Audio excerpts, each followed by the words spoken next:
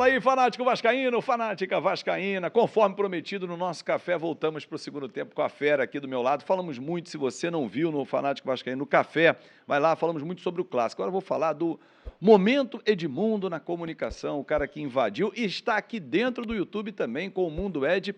Quando é que você resolveu mergulhar na comunicação lá atrás, né? Na Rede TV, na TV Bandeirantes, onde trabalhamos juntos, na Fox, enfim. Quando é que você virou essa chave e falou assim, cara, vou ser comentarista?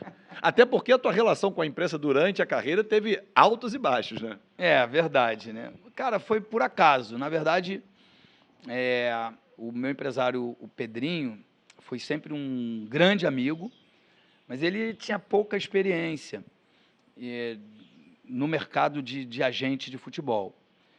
E, de alguma maneira, eu entendi que eu poderia cuidar de carreira de outros atletas de uma forma melhor do que a minha foi tratada, embora eu era cabeça dura, tinha personalidade, gostava de tomar as minhas decisões. Enfim, não estou aqui culpando ninguém, só estou esclarecendo os fatos. E aí montei um puta escritório, tive um início ali com jogadores promissores, com jogadores importantes até, na categoria de base do próprio Vasco, que foi onde eu joguei. Mas foi um momento muito difícil, que muita gente do mercado financeiro veio pôr dinheiro no futebol, aquelas compras de procuração. E eu comecei a estar no escritório e com um custo alto, e as coisas não aconteciam. Aí o pessoal da Rede TV, que foi a primeira televisão que eu trabalhei, me ligou. Por coincidência, o meu vizinho quis alugar a minha sala, e aí eu comecei a fazer conta de mais com menos, e falei, vou aceitar trabalhar na televisão. Já estava uns 6 meses, uns 8 meses, 7, 8 meses sem fazer nada. E, para minha surpresa, né, até para minha surpresa mesmo, eu consegui fazer um sucesso muito rápido. Logo fui contratado pela TV Bandeirantes, e com um salário bem bacana na ocasião. Fiquei lá quase 8 anos, fui muito feliz. Depois tive o convite de outras emissoras, acabei indo para a Fox, e gostei, de alguma maneira gostei, porque muita gente que eu briguei, ou que eu divergi quando jogava, eu percebi que são pessoas de boa índole, de bom caráter, pessoas do bem, e que às vezes falam frases que se encaixam naquele momento, tipo, o time não está ganhando, o grupo não se dá, o grupo não é unido, perdeu o vestiário. São frases que às vezes se encaixam, mas na maioria das vezes não se encaixam naquela situação, né? E aí eu comecei a gostar, e essa troca de experiência de quem teve lá, com quem estudou o jornalismo de verdade, né? Aprender palavras novas, porque às vezes você fala a mesma coisa, com palavras de jornalistas você não agride, com palavras de ex-atleta você agride. Então, essa experiência foi muito positiva. E aí, cara, com a pandemia, o fechamento da Fox, tudo, o mercado ficou muito restrito, mas como eu não quis sair da comunicação, eu migrei para o YouTube. E, para minha grata surpresa, para minha surpresa maior ainda, é que eu estou gostando mais do que eu estou fazendo hoje do que antes. E vou explicar por quê. Porque você interage mais com as pessoas que estão ali no canal do YouTube, né? Antes, se eu falava, soltava uma pérola, falava uma besteira, a cada 6 meses, aí a pessoa me encontrava na rua, ei, não concordo com aquilo não, tipo, a Rafinha não precisa vir para o Flamengo porque é do mesmo nível do Pará e do Rodinei. Pô, aquilo ali foi um rebuliço. E depois, tanto Pará quanto o Rodinei provaram que... Eu, não, em momento nenhum, quis diminuir o Rafinha. Eu quis exaltar o Pará e o Rodinei. Mas aí aquilo ali deu uma repercussão, as pessoas me paravam na rua, tu está errado, Rafinha é muito melhor, teve uma carreira na Europa. Na internet, essa resposta ela é imediata. Verdade. A gente abre o nosso canal, né, Fábio? Tem lá tio Zezé, Marcelo, Wallace, Marcelo... Arco Verde. Arco Verde, delira, enfim. Você vai conhecendo as pessoas, inclusive. Né? Você cria uma intimidade com as pessoas, essas pessoas viram suas amigas e fiéis, né? Fiéis ao canal. Então, cara, é mais legal, embora demore mais a você monetizar, a ter patrocínios e tudo. Tem uma satisfação pessoal legal, mas é um trabalho de formiguinha, que muita gente começou como a gente tá agora. E o melhor de tudo, né? É falar do Clube de Regatas Vasco da Gama, que para mim é muito prazeroso. Embora, hora ou outra, né, dependendo dos resultados, você tenha que criticar, elogiar. Às vezes, quando você elogia demais, as pessoas reclamam. Quando você critica demais, as pessoas reclamam. Mas faz parte.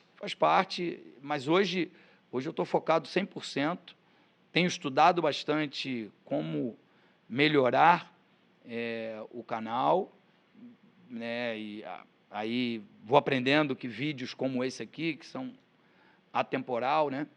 Que valem muito mais, são mais importantes para o canal do que as lives, que a gente fala das coisas que estão acontecendo no momento. Então, você vai aprendendo, vai se moldando e vai melhorando para entregar para as pessoas um conteúdo bacana. Sabe uma coisa que eu não tinha atentado, e depois conversando até com o Gui Camarda, que faz o canal com você, Mundo Ed, na minha cabeça sempre era o Mundo Edmundo, né? Não, era Mundo Ed. Ed do Edmundo foi lá para frente e virou Mundo Ed. Eu não tinha atentado para isso, que era Edmundo, o Ed, a sílaba foi lá para frente, enfim. Mas são curiosidades, né, que às vezes a gente não percebe, são sutis, mas que vão marcando. E você tem uma passagem marcante, falando em momento, do Palmeiras também. Torcida do Palmeiras, você vai muito ao Allianz, participa daqueles programas com os ídolos, né, aquelas visitas. Torcida do Palmeiras não fala, pô, Ed, fala mais do Palmeiras no canal, divide Vasco e Palmeiras. Não, me cobram bastante. Eu tenho dificuldade de fazer essa migração, também faz parte de um planejamento futuro. Na verdade, ter um programa diário que fale do futebol brasileiro. Né? Claro que hoje eu falo especificamente do Vasco, porque quando eu comecei o canal, eu comecei com podcast. E eu não gostei de fazer. Eu fiz 10 episódios, e aí estava morando em São Paulo, resolvi voltar para o Rio, e o canal ficou um período sem vídeos. E você sabe que quando isso acontece, o YouTube te bota num limbo. E aí, quando eu voltei com esse projeto, contratei o Gui Camarda, e a gente começou a fazer lives compartilhadas. A gente fez primeiro com você. E aí a galera do Vasco veio em peso, e eu não consegui sair, me desvencilhar disso. Mas você tem terça e quinta para fazer do Palmeiras. Embora seja muito prazeroso. Mas, por exemplo, esse período de data FIFA, a gente acaba não tendo o que falar. Verdade. Por isso diminui a audiência. E aí você fica, pô, será que eu estou fazendo besteira? Mas não, é o momento e conteúdo. Né? Quanto mais conteúdo e melhor conteúdo você entrega, mais retorno você tem em termos de inscritos, visualizações e essas coisas. Então, é uma coisa que eu quero muito fazer, não só as lives do Vasco, falar do Vasco, que vai ser um canal nichado de Vasco, isso vai acontecer. Mas eu quero ter um outro programa ou outros vídeos, né? Edmundo Visita, Edmundo Responde, Ed pelo Mundo. São coisas, são ideias que a gente está fazendo para que quanto mais vídeos a gente coloque no YouTube, mais entrega tenha, mais conteúdo as pessoas possam assistir, enfim. Só que eu era leigo total, não sabia, sou ainda leigo total de internet. E esse período todo está me servindo muito de experiência, para eu aprender o que fulano faz que dá certo, o que o Beltrano faz que dá certo, para você ver em que momento, em que local você se encaixa para que eu continue fazendo. com o mesmo prazer que eu estou fazendo as lives, com o mesmo prazer que eu estou aqui conversando com você, fazer os vídeos atemporal. É assim que fala? Isso, Os vídeos atemporal, para que as pessoas, para que você alcance o público da internet, né? E o mais legal de tudo é que eu sei para quem eu estou falando, com quem eu estou falando, para quem eu estou entregando, e a tendência é que isso cresça, né? E aí, para isso, precisa encontrar novos públicos. Por exemplo, eu vou te fazer uma pergunta aqui que é totalmente atemporal. O cara assistindo hoje, amanhã, daqui a 1 ano, 2 anos, não vai mudar em nada. Por exemplo, qual foi a maior alegria que o futebol te deu? Poxa, Fábio, o futebol me deu todas as maiores alegrias que eu tenho da vida, né? Na minha vida. Não só oportunidades de conhecer pessoas, lugares, e ter momentos sensacionais, mas assim, as pessoas falam, meu sonho, meu sonho, meu sonho, meu sonho. Os meus sonhos, eles eram menores. E assim, conhecer o Roberto Dinamite, para mim, foi um sonho gigantesco. Poder comprar uma casa para minha mãe, porque desde quando eu nasci, o que nos assombrava era o aluguel. Não sei se esse mês a gente vai ter dinheiro para pagar o aluguel. Então, poder comprar a casa para minha mãe, poder fazer gol em um Wembley, sei lá, eu não sei. Eu talvez aqui esqueça de um monte de coisas. Poder conviver com pessoas importantes no cenário nacional, da música, do meio artístico, da política, sabe? Poder cumprimentar essas pessoas de cabeça erguida. Eu não sei, eu não vou saber explicar. A Copa do Mundo estava no sonho? Então, cara, eu falo muito disso porque, analisando assim friamente, eu sem pretensão nenhuma, sem nenhuma querendo ser pretensioso ou não, mas eu falo, caramba, cara, eu nasci para ser primeiro campeão olímpico, porque em 92 eu estava já na seleção e teve a Olimpíada de Barcelona, e o time era espetacular do Brasil. Eu não estava na seleção pré-olímpica, mas estaria na Olimpíada, porque logo em abril eu já estava na seleção principal. E outra coisa que é uma convicção que eu tenho, que eu nasci para ser tricampeão do mundo. Eu era para ter sido campeão do mundo em 94. Tetra, né, no caso? Não. Tricampeão eu, pessoalmente. Sim. Com isso, o Brasil seria hexa. Porque eu nasci, eu tive tudo e joguei fora por erro meu, por indisciplina minha, a Copa de 94. Um pouquinho de sacanagem de duas pessoas super importantes no futebol brasileiro, mas aqui não é vídeo para falar besteira, não. Mas com a minha ajuda.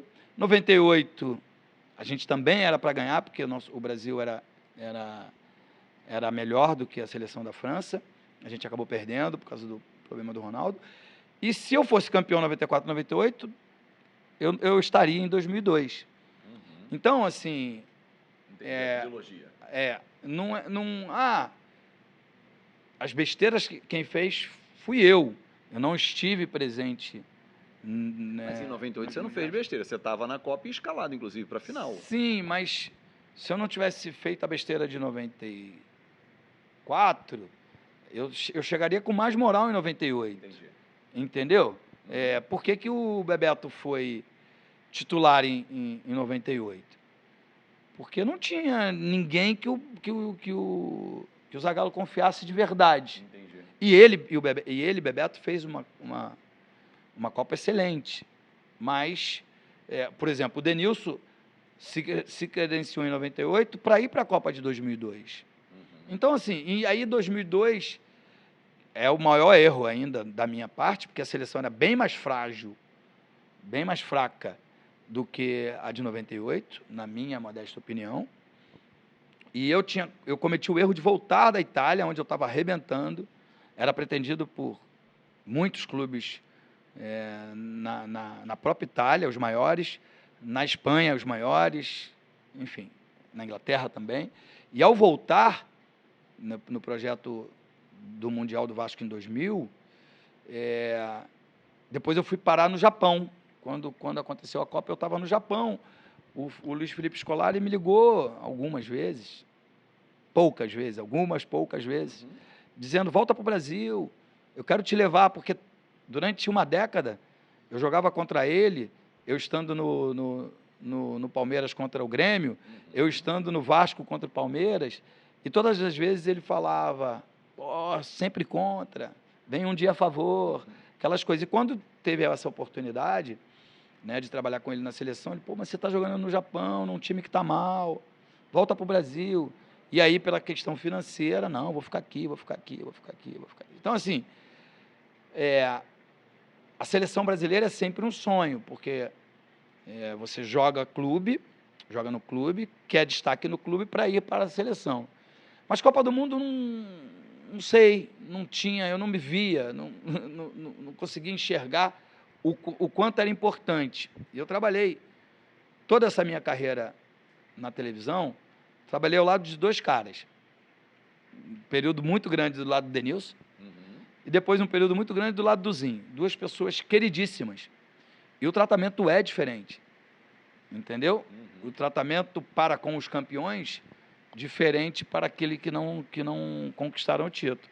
Mas eu só fui tomar consciência disso agora, depois de velho. Então, na época, na ocasião, eu achei que estava fazendo a coisa mais correta, que a decisão era mais certa. Então, eu não me arrependo, mas se eu tivesse a oportunidade, faria diferente.